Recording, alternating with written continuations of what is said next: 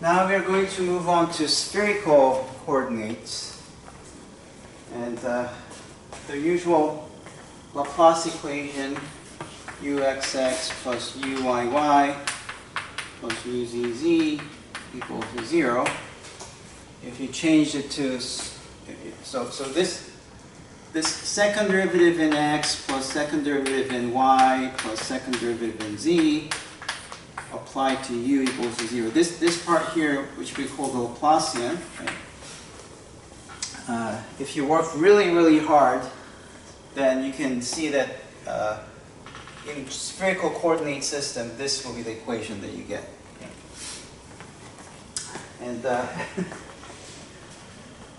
yeah, deriving this one itself is quite challenging. So I have another video on my channel where I spend an hour getting this one from the polar. So even the polar form, which you watched trying to do the homework, took what, 30 minutes or something like that, right? Yeah. I start from there and then derive this one, and it takes another about like 40 minutes to 1 hour. So it's quite long, but the concept itself is not very different. So if you got your first-hand experience in changing the Laplacian into the polar coordinate system, then this shouldn't be like unreachable. You should be able to do it. It's just long. That's all it is. Okay. Now there's some other comments I want to make. When it comes to calculus at the level of calculus 1 and 2, everyone pretty much uses the same notation, so it's all easy. But then as math becomes harder and harder, different textbooks are written in different notations and different conventions. Often at this level, you really have to pay attention to what each thing means. Even if you know what spherical coordinate system is, you have to be careful, because the way I wrote here is not the standard math one, but it's actually the one that engineers and physicists like to use. So here's how you learned it in Calculus 3 or multivariable calculus. So a spherical coordinate system is like opening a book, right? So if you have a point in space, you open the book so that the page hits that point, and the angle that you opened is called theta, right? So the angle that you open the book so that this point is contained in this page, that's called theta, right? And then the angle from the North Pole, that's called phi. And the distance from the origin to here is called rho. Okay, that's the convention that we used in multivariable calculus, if you remember. Right? On the other hand, when you read all these physics books and engineering books, they use the other convention. And by the way, I like this convention because, first of all, it gives you an easy access between the polar coordinates and the spherical coordinate system. So if you use the cylindrical coordinate system, which is r theta z, then in here you know that theta is theta. So they use the same theta between the polar coordinates and the spherical coordinates. And rho is r squared plus z squared square root. And then you have all these, like z equals to rho times cosine phi. So you have all these nice formulas that relate between the r theta z and rho theta phi. So there's a nice relationship between them. However, the problem is writing r is much easier than writing rho, right? And rho, it's easy to confuse this for something else. It's not a good letter to write all the time. So when engineers or physicists, they sometimes use rho, but usually they use r for what was written as rho. So this will be r. And this other one, I really have no idea why people do that, but they switch the theta and phi, so that this is phi and that's theta. And I have some idea. I think phi is harder to write than theta. So if you have sine theta, it's easier to write sine theta than sine phi. So I think that's why it is. But anyway, this is math convention, and this is physics, engineering. Yeah. And the first time I found about this was when I was in my office, and one of the engineering students came to me, and they were asking me some formulas in their electromagnetism course, and I knew what they were asking, but the formulas looked really strange. I was like, wait a minute, are you sure this is not theta? Is it phi? And we were talking, and then I had to go to Wikipedia, and then only then I found out that there were like two conventions, and they're both widely used in different disciplines. So I'm using this one for this one because I realize that when it comes to solving equations, often these choices make the writings a little bit easier. So I'm going to stick to this one. But if you look at solutions from other textbooks or some other YouTube videos, you'll see the letters being changed. So make sure that you're using the correct one. Okay?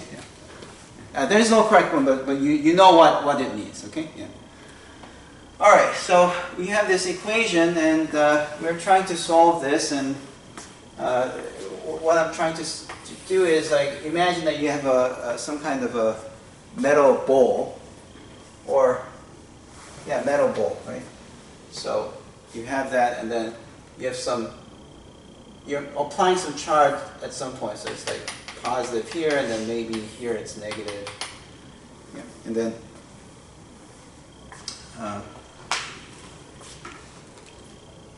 So if it's a conductive material, all the charges are at the boundaries, right? You don't get charged things in the middle. They all go to the boundaries. I think that's what it is. I'm not a physicist, so any physics major, can you confirm? Okay, well, I think that's true. So if you're given some voltage around the sphere, the question would be, what's like the voltage level at each point inside the sphere? Is this a sphere? Huh? All of them on the sphere? So voltage is applied on the sphere, then inside, so if this is plus 5 volts and is negative 5 volts, and then the middle one will be 0, right? Yeah. If you're over here, it'll be maybe 1 volts here, then that's what you're going to see, right? Yeah, but inside, the reflection will be opposites, because the negative volts. No, it's a conductive material, so there's no, like, everything here is non-charged. Things that are charged should be. Oh, you mean they are conductive? It's not. Metals are conductive, right? Yeah. So electrons freely move, right? And they end up in the end. So they are in the loop, right? There will be a current flowing. That's right. I don't know, right? But here's another way to think about this. You know, the Laplace equation is it's like the heat equation where you send time to infinity and it's stabilized, right? So you can think of this as like you keep this part as, well, take like half of that and keep this part as hot, 100 degrees Celsius, and keep this part at 0 degrees Celsius, and then you can kind of ask, now tell me the temperature distribution inside this metal, and how do you solve that? You solve the heat equation, but when you send t to infinity, then eventually the heat distribution is stabilized, and that stabilized version of the heat equation says the heat distribution satisfies the Laplace equation. Okay, so that's what you can do. So let's say you're trying to solve such a thing. How do you solve this? Okay. The, so, although this is not the way I have it written on my video on deriving the spherical one, you can apply product rule and such and do find that it's the same thing. There's a reason, however, I'm writing it like this. It's shorter if you write it this way, and another thing is that since I pulled out the 1 over r squared, when I plug it in, I can just ignore this one and just make sure that this is 0. Okay? Yeah. So that's what I'm going to do. I'm going to set u of r theta phi as a function of r times function of theta and a function of phi. Plug that in here, and then here's what I get. I get differentiation by r. So I've already multiplied out the 1 over r squared, so that's gone. So differentiation by r of r squared r prime theta phi plus 1 over sine theta, differentiation by theta, sine theta, r theta prime, and phi, plus 1 over sine squared of theta, r theta, and then phi double prime equals to 0. Okay, so we get that. And let's do the product rule now. So see, this one depends on r, this one depends on r. These don't depend on r, so it's really a product of these two functions if you're doing the product rule. So let's differentiate this one first. So you get r squared r double prime theta phi. And then when this is differentiated instead, you get 2r r prime theta phi plus 1 over sine theta. Okay, when you differentiate this one first, it'll be sine theta r theta double prime phi plus 1 over sine theta, and now you differentiate the other one, sine theta. Then sine theta differentiates the cosine theta r theta prime phi. So these two terms come from this single one by the product rule. And the last one, we don't have anything changed.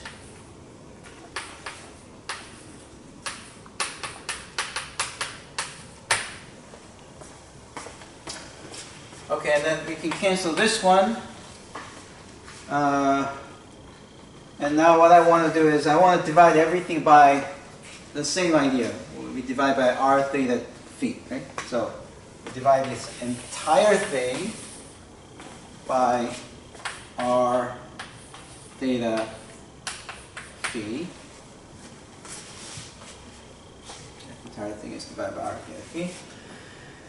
And then let's also move these two terms, this one and this one, to the other side, so that we can say one side only depends on theta and phi, and the other side depends on r. So here's what we get if we do that. This divided by this will be theta double prime over theta plus cosine over sine is cotangent, so cotangent theta. And then when this is divided by this one, it's theta prime over theta. Hopefully, you can distinguish the small theta and big theta, right? These are big thetas. Right? Theta is too small here. Make it bigger. This is a small theta. Lowercase theta, capital theta. Okay, and then this other one will be 1 over sine, no, that one I already did.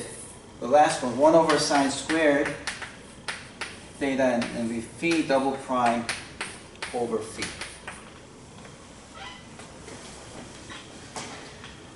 And then this is equal to negative r squared r double prime over r minus 2r r prime over r. Okay. So hopefully this is not going to confuse you.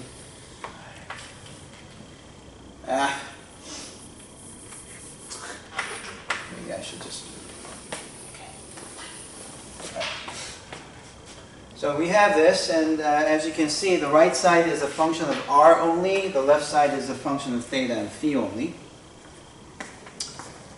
And So do we differentiate for r first? huh? Do we differentiate for r first? Differentiate for r first. No, like color lambda or something. Yeah. So this is equal to some number, right? But I have to say something more. So do you remember when we were solving the wave equation for the disk? I had to say, oh, the Laplacian, because of some property of the Laplacian, this value has to be negative. You remember that part? Right? I was putting as negative lambda squared in my last solution. So same thing happens here. So what happens here is that this part here, so we have a Laplacian, you have the Laplacian operator inside the ball, right? And at every point, the Laplacian is second derivative in x, second derivative in y, and second derivative in z. But you can also do change of bases, and in any orthonormal frame, you can do this and have the Laplacian as sum of second derivative in x and second derivative in y and second derivative in z for this changed coordinates. And it always gives you the same value. Now, you can also think about taking the Laplacian as sum of some derivative in the radial direction and the sphere direction, right? So if you don't have the r squared there, this here is like, it's as if you're applying the Laplacian operator on the boundary of a unit sphere, radius 1 sphere, okay? So this part is like, you don't have, this is the radial direction, and this is the non-radial direction. This is like the other two angular directions. And this one has a name. This is called Laplace-Beltrami operator.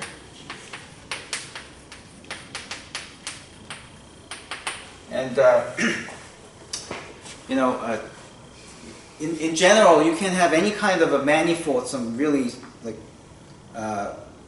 all kind of curved space, and in those spaces you can talk about the Laplacian adapted to that tangent space, and those are called Laplace-Beltrami operators. So this is the Laplace-Beltrami operator for the unit sphere. That's how you can think of it.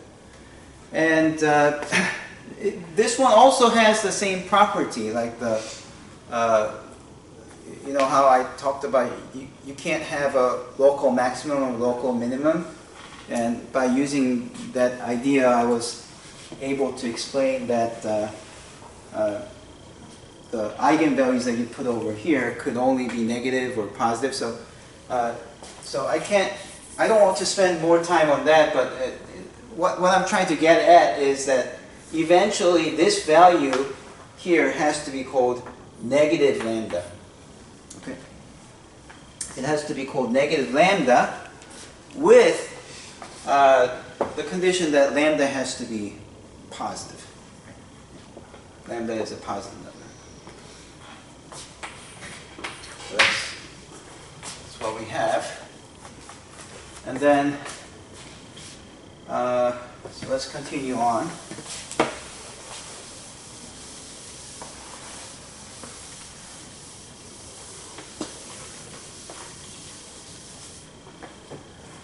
Okay, so now let's move on to this part of the deal. This one, well, let's write down our equation first. What is that? If I move everything to this other side and multiply by capital R, you end up with r squared r double prime plus 2r r prime minus lambda r equals to 0.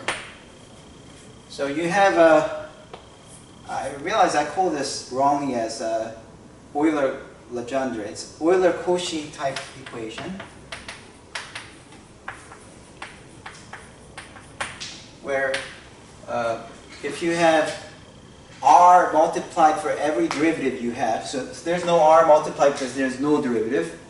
Here there's r multiplied because there's one derivative, and here's r multiplied twice because there are two derivatives. If you have that form, it's called Euler-Cauchy, and the solutions look like what? R to the kth power, right? Yeah. So you can plug this in and get the general solution that way. But we'll have to wait until we figure out what this eigenvalue is from the other side, okay?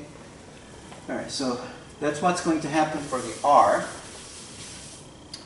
Now for the radial direction, we are going to have,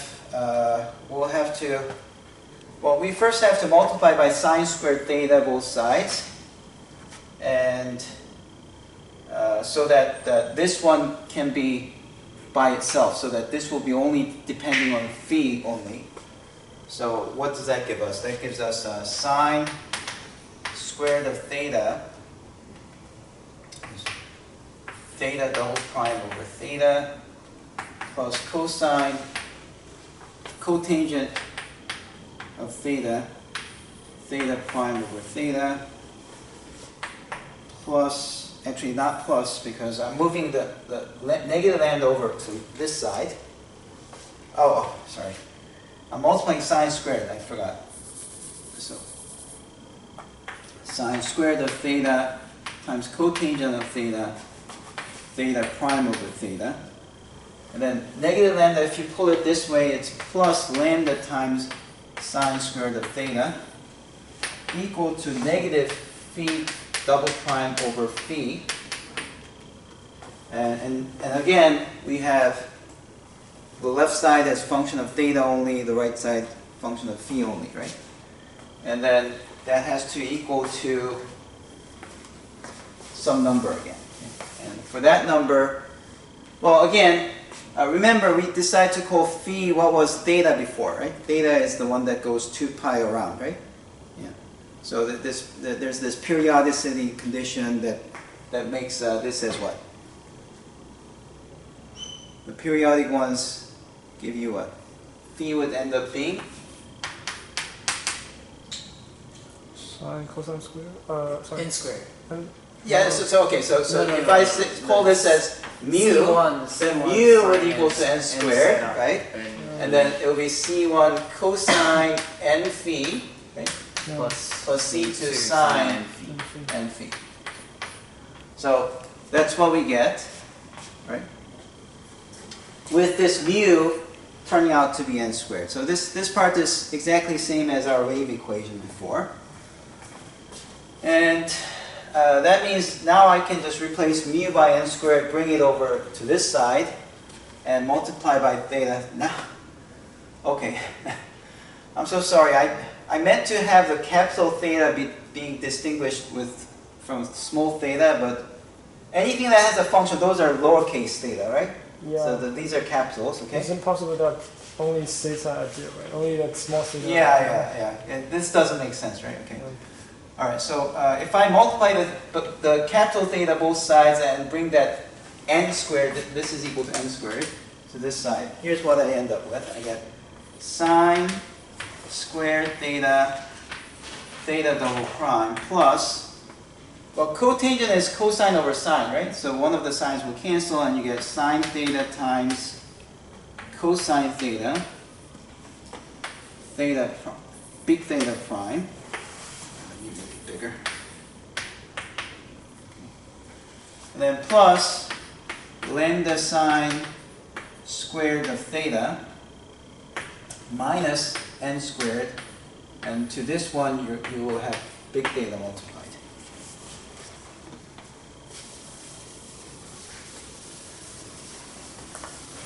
And at this point you can kind of see that the serious part, the hard part of this question is really about finding this theta function, right?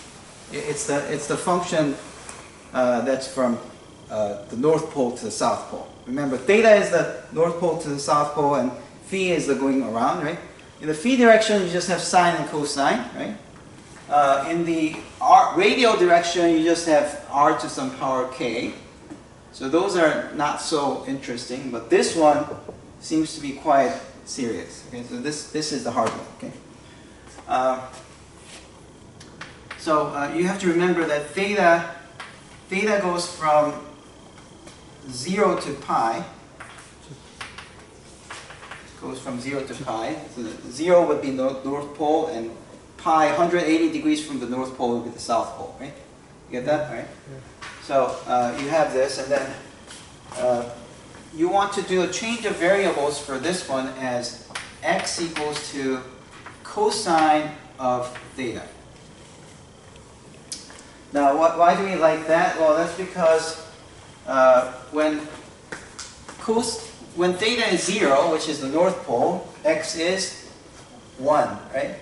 And when theta is pi, which is the South Pole, x is -1. So effectively, by doing this change of variable, you've made the x be between -1 to 1, and that will still allow you to keep track of what level you're at on the sphere.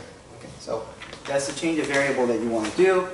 And then this means that if you have a function of theta that you want to differentiate by x, so see, these are derivatives with respect to theta, right? So if you have a derivative with respect to theta of some function of theta, that's same as, this means it's derivative of f with respect to theta, right? That's what it means, right? So if you use the chain rule, this is differentiated by x times x differentiated by theta, right? But x is cosine theta, so if you differentiate cosine theta by theta, what do you get? Negative sine. So you get negative sine of theta times f differentiated by x. So what I'm trying to say is that differentiation by theta is same thing as multiplication by negative sine theta, derivative with respect to theta, x. Okay. So you get that, and using that, I want to erase everything now. I need a lot of space. So using that, I can rewrite. It says sine squared of theta times, each derivative is this, so it's like negative sine of theta differentiation by x times negative sine theta differentiation by x of big theta, but let's also rewrite, like, y of x will now be in place of theta of theta, okay? Right? So if you do it that way, then it's easier to write y and x than theta, so I like that. Okay, so I'll just write y. Okay. And then this next one will be plus sine of theta cosine of theta negative sine theta differentiation of y by x. So it's just y prime. Okay? Because it's this times this, but if this differentiates y, then it's just y prime. Okay? And then plus, now for this one, there's no derivative involved, so it's just itself. So it's just lambda times sine squared of theta minus n squared times y equals to 0. That's what you have. All right. And now, when you differentiate, because theta is a function of x. See, if x is cosine theta, then theta is cosine inverse of x, right? So, if you differentiate negative sine by theta, that does give you a non-zero value, and so you need to use the chain rule. So this hits this, and then this hits this. Okay. So let's see what that gives us. It's going to give you sine squared of theta. Oh, let's do another thing. Sine squared of theta is 1 minus cosine squared of theta. But what's cosine theta? X. So this will be 1 minus x squared. So let's rewrite this one as 1 minus x squared, because I have to get rid of all the thetas. I have to express everything in terms of x. Okay. So I need that, and then negative sine theta. When this hits this, that's y double prime. Okay, but then negative sine theta. When this hits this, well, what is d theta dx? That's negative sine theta, right? Yeah, if you differentiate x by theta, that's negative sine theta. So if you have dx differentiated by d theta, it's going to be negative 1 over negative sine theta.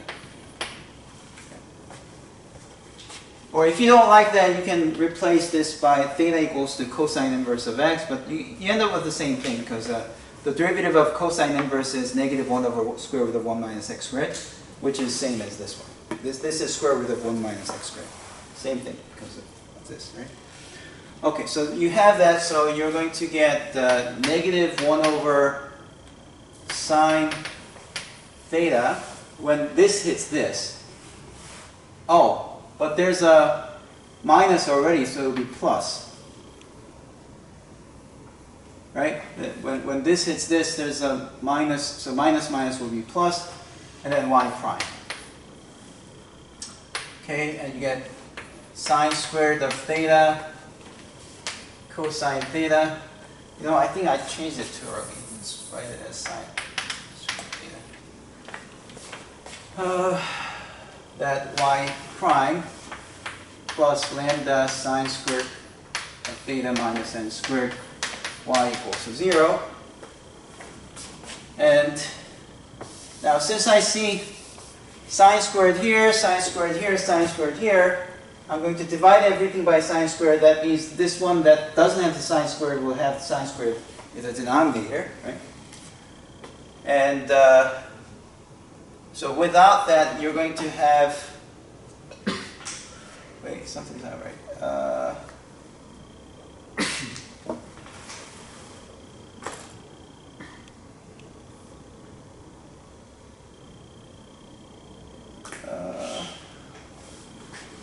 think you missed the sine theta in the first one. I missed the sine theta somewhere? Let me see. I did the calculation here. Take a look. No, it's that. The next one is.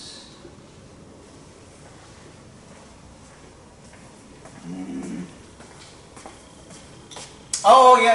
Right. When this hits this, right? You have negative sine theta, but there's a negative sine theta there, so this really is sine squared of and sine squared theta, right? Okay, thank you. Yeah, I did miss it. And then this will cancel. Okay. Oh,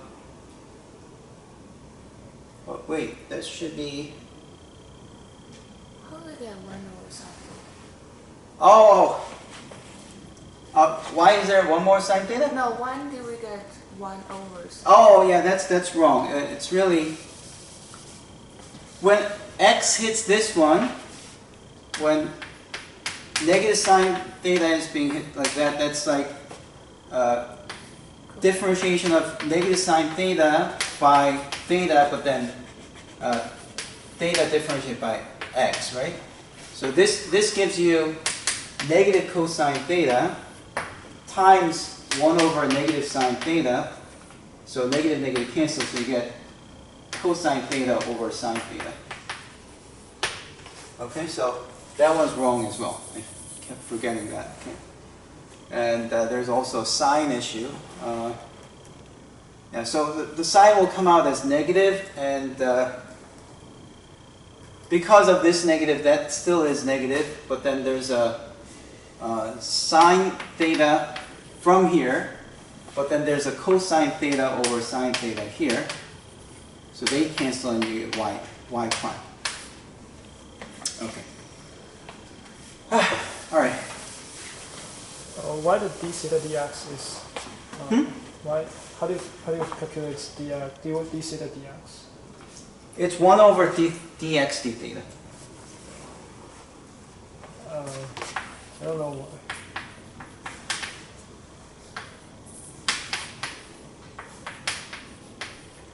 It's this. Oh, Okay.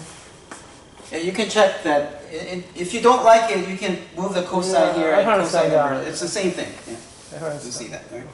So if I divide by sine squared and use that, it's 1 minus x squared. So this one is 1 minus x squared, y double prime. And then you have minus cosine, and if you get rid of this, there's another minus cosine, right? But cosine theta is what? It's, 1 minus x. no, it's just x. Sine squared is 1 minus x squared. Cosine theta is just x. So you have negative x, so you have negative 2x, y prime, okay? And then plus lambda minus n squared over, I realize I made the wrong choice. I want to call this as m because of some tradition, okay? So we don't call this as n, but we call it as m, right? So we're going to call this as m over 1 minus x squared y equals to 0. Alright, so that looks simpler than before. At least it doesn't have those sines and cosines. So that looks a lot simpler. And actually, because it only has polynomials, now you can see that you have hope for solving this using what? Series solution again. Right? So that's what you exactly do. Moreover, x equal to 0 is not a singularity because these functions are defined at x equal to 0. So if you divide by 1 minus x squared everywhere, x equal to 0 is not a singularity. However, it does have a singularity at x equals to 1 and negative 1. Okay? So that's what's going to happen. Right? Since we are a bit over time, let me just go quickly. So this one has a name. For m not equal to 0, this thing is called associated Legendre equation. And for m equals to 0, this thing is called just the Legendre equation. Okay. And what's going to happen is that because of this singularity at 1 and negative 1, in most cases, it's a second order, so you have two solutions, right? So if you write down the two solutions given by the power series as C1 times something plus C2 times something, these functions will have the property that one of them will have a singularity at negative 1, and the other one will have a singularity at positive 1. And we don't like singularities, right? Because we're trying to solve the Laplace, which should have a smooth answer. So both of those cases will be not good. Those won't be allowed as solutions. However, there's a special case that it's amazing how the first person that figured this out, I guess Legendre did first, but it's unbelievable. So they figured out by writing down the power series as like so you can do hard work, especially for m equals to 0. You can do this quite easily because there is no fraction. So you can write down this long power series and look at the structure, and he noticed that if this lambda P is equal to L times L plus 1, if that's true, then you have a series that terminates. If the power series terminates, what's that called? It's a polynomial, right?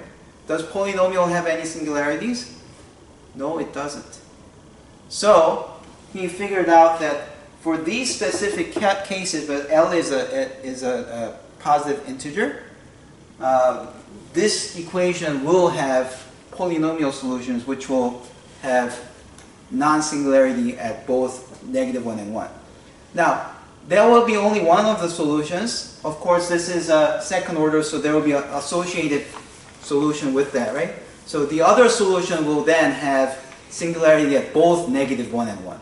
So that one will be ignored because that's not physical, and the only one that we can take are these solutions that are polynomials. So for this special case, the solution of the Legendre equation is called Legendre polynomials. So we're going to talk about this one next time. And this one will be called so this one also, when lambda is L times L plus 1, you also have polynomial solutions, solutions that terminate, and those are called associated Legendre polynomials. Although this is a bit of a misnomer because when m is non-zero, then there are two cases. M could be an odd number or an even number. For even number, the associated Legendre polynomials are polynomials, but if m is an odd number, then you can have a square root of some polynomial attached to it. So those won't what's be. the condition for the associated Legendre polynomials? Huh? What's the condition for it? Again, lambda has to be L plus 1. Okay. And m has to be between positive L and negative L. So the Legendre, let me just say this and we're done. Okay, so Legendre polynomials, they are named as PL of x, okay? Because m is 0, so it only depends on L, okay? And associated Legendre polynomials will have both m and L, so these are called P, m, and then L. They use something like this. And L is called the order. L is called the order. And m is called the degree. No, did I get it mixed up? Right. But I think it's right. Okay, so yeah, order is L and m is called degree. Okay. So you have various degrees from negative L to positive L, and for each order you have many solutions. Okay. So we're going to continue this next time, and we'll talk more about Legendre, and we'll come back to spherical and see what it means.